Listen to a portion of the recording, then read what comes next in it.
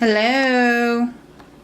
So here we go, our first cooking video with Cooking with Mama Joan. So today we're going to do homemade macaroni and cheese. So this is what we're going to start with. I have my 13 by 9 pan already greased. We are going to start with a 16-ounce box of elbow macaroni. You could do any kind of macaroni you wanted. I already have my water heating up. I've got a little bit of oil in there. So I have my saucepan with a whisk. I have 4 cups of milk, a 1/4 cup of flour, a stick of butter. This is Campbell's cheddar cheese sauce. We're going to do a little bit of salt and pepper, and that is 6 cups of mild cheddar cheese. So first, we're going to turn the oven to medium, okay?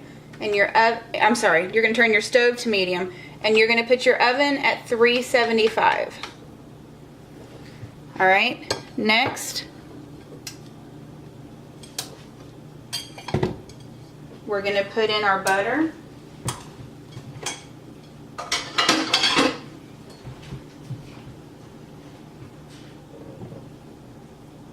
And we're just going to let this melt.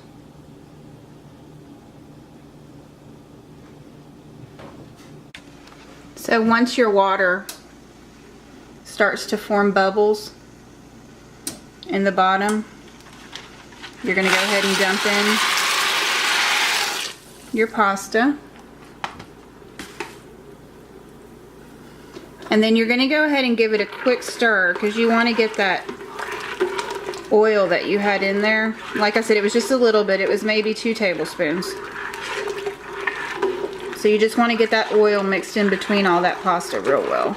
So as it's cooking, you're not getting pasta stuck together. Okay?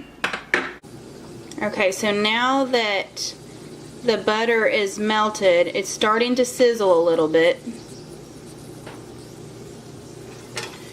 We're going to add the 1/4 cup of flour, and you just want to mix it in really well. It's going to get kind of pasty and thicken up a little bit, and that's fine. Just make sure you mix the butter as well as you can with the flour. Doesn't have to be pretty. Okay, and when you get to this point, you're going to add a little bit of milk. Just enough to kind of coat the bottom of the pan. You're going to mix that together.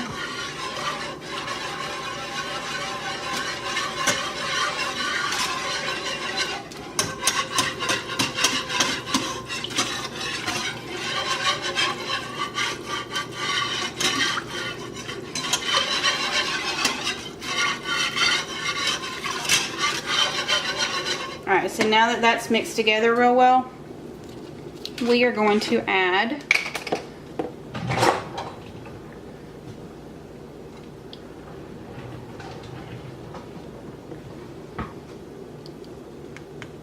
about a teaspoon of pepper and about a teaspoon of salt. So if y'all don't know what a teaspoon looks like that. Alright. Not much salt and pepper.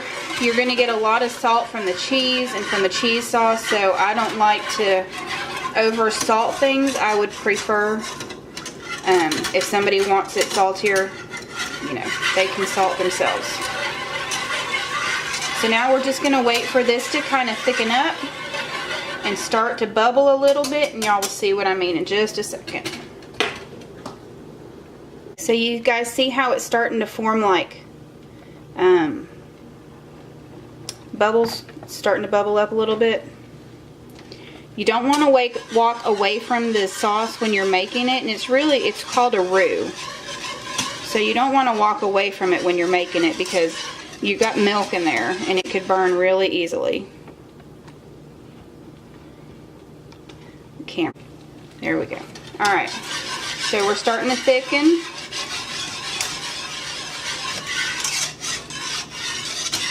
Keep stirring with a whisk, a fork, anything. I prefer the whisk.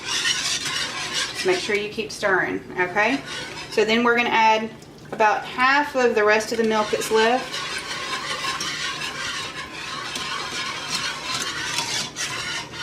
And we're going to do the same thing. We're going to whisk it in real well.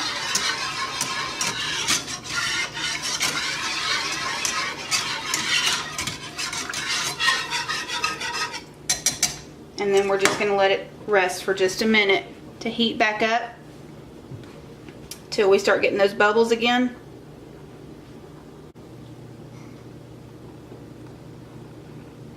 So now you guys can see it's starting to form those bubbles again. And you just want to make sure that you're not cooking this too fast, because like I said before, it has the milk in it. So once you see those bubbles forming again, just give it a quick whisk. And then you're going to go ahead and pour the rest of your milk in.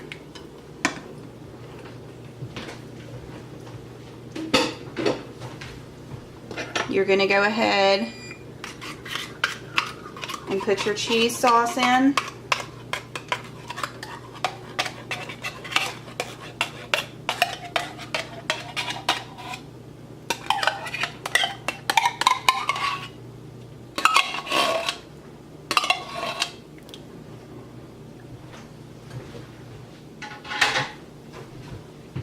And then you're just going to mix that together. I didn't start using the cheese sauce till about 6 months ago. I saw it on the shelf and I thought, I wonder what that would do for my macaroni and cheese. So I bought it and I tried it, and I liked it a lot better. It gave the macaroni and cheese a creamier, more cheddar flavor. Even though you have the 6 cups of cheese, you still have a lot of milk in here. So, and the roux with the flour it just helps with the cheddar flavor. Okay, so now we're gonna add 3/4 of this, because you want to leave cheese to sprinkle on top of it. I think that's their favorite part, is the cheesy on top. And then you're going to mix this in real well. And at this point, you're basically just going to be melting in the cheese because your sauce is already thick. So you could go ahead and turn down your stove to like a low simmer. I put mine between 2 and 3. I have an electric stove. So I put mine between 2 and 3. Because the more it thickens, the faster you have the chance of it burning. Look at that. So that's the consistency you're going for. It's almost like a thick glue. It's just very, very cheesy. There we go. Alright, so now, to give you guys a little bit of a tip, when you are straining your pasta, you want to rinse it with cold water. So this does 2 things. Number 1, it rinses the starch off of your pasta, okay, which is what causes pasta to get sticky. So if you are making any kind of pasta, spaghetti noodles, lasagna, whatever it is that you're making, if you will rinse it with cold water first, as soon as it comes out of the boiling water, then it will start rinsing that pasta. So then the second thing that it does is you want the pasta to stop cooking, because you're about to put it in the oven and cook it a little bit longer. So once you get all this mixed together, it's going to be really thick.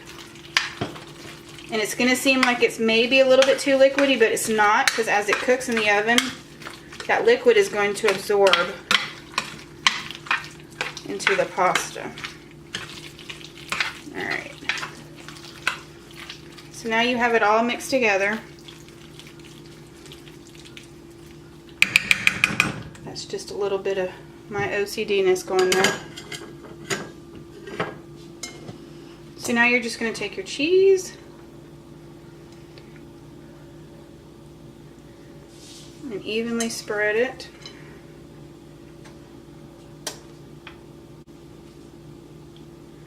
Alright, so now, there you go. So now what you're going to do is you're going to put this in the oven at we have an oven at 375.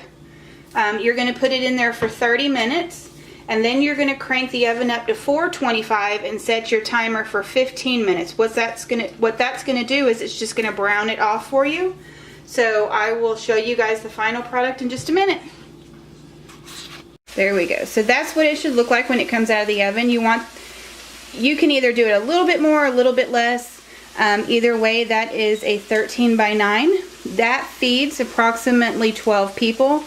I feed 8 to 10 on a daily basis, so there will not be much of that left over after the end of the night. So I hope you guys have enjoyed it. I hope you guys have learned a lot on the first video, and I'll see you guys soon. Thanks. Bye.